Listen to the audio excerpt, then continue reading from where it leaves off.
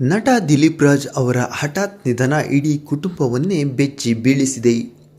ದಿಲೀಪ್ ರಾಜ್ ಇನ್ನಿಲ್ಲ ಎಂಬ ಸುದ್ದಿ ಕೇವಲ ಸಿನಿಮಾ ರಂಗಕ್ಕೆ ಮಾತ್ರವಲ್ಲ, ಇಡೀ ಕುಟುಂಬಕ್ಕೆ ನುಂಗಲಾರದ ತುತ್ತಾಗಿ ಪರಿಣಮಿಸಿದೆ.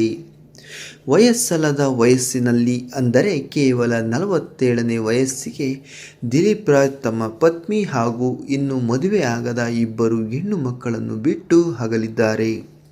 ದಿಲೀಪ್ ರಾಜ್ ಅವರು ತಮ್ಮ ಜೀವನದ ಪ್ರತಿಯೊಂದು ಹಂತದಲ್ಲೂ ಪತ್ನಿಯನ್ನು ತನ್ನ ಸ್ಫೂರ್ತಿ ಎಂದು ಹೇಳುತ್ತಿದ್ದರು.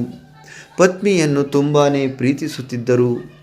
ಆದರೆ ತಮ್ಮ ಪತ್ನಿಗೆ ಗೊತ್ತಿಲ್ಲದೆ ದಿಲೀಪ್ ರಾಜ್ ಎಂತಹ ಕೆಲಸ ಮಾಡಿದ್ದಾರೆ ಅಂತ ಗೊತ್ತಾ? ಅವರ ನಿಧನದ ಬಳಿಕ ಪತ್ನಿ ಹಾಗೂ ಮಕ್ಕಳಿಗೆ ಈ ವಿಷಯ ಗೊತ್ತಾಗಿ ಕಣ್ಣೀರಿಟ್ಟಿದ್ದಾರೆ.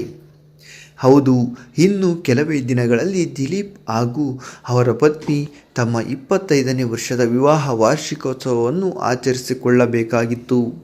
ಇದಕ್ಕಾಗಿ ತಯಾರಿಯೂ ಕೂಡ ನಡೆದಿತ್ತು. ಆದರೆ ಈಗ ಎಲ್ಲವೂ ಅದಲು ಬದಲಾಗಿದೆ.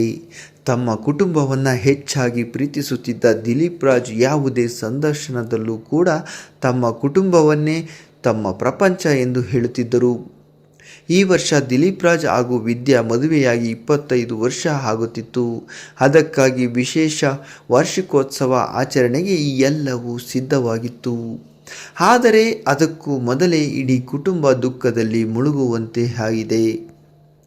ತಮ್ಮ 25ನೇ ವೆಡ್ಡಿಂಗ್ ಆ್ಯನಿವರ್ಸರಿಗೆ ಪತ್ನಿಗೆ ವಿಶೇಷ ಸರ್ಪ್ರೈಸ್ ಕೊಡಲು ತಯಾರಿ ಕೂಡ ನಡೆಸಿದ್ದರಂತೆ. ಅದಕ್ಕಾಗಿ ಹೊಸ ಕಾರೊಂದನ್ನು ಬುಕ್ ಮಾಡಿದ್ದರು ಎನ್ನುವ ಸುದ್ದಿ ಕೇಳಿ ಬರುತ್ತಿದೆ.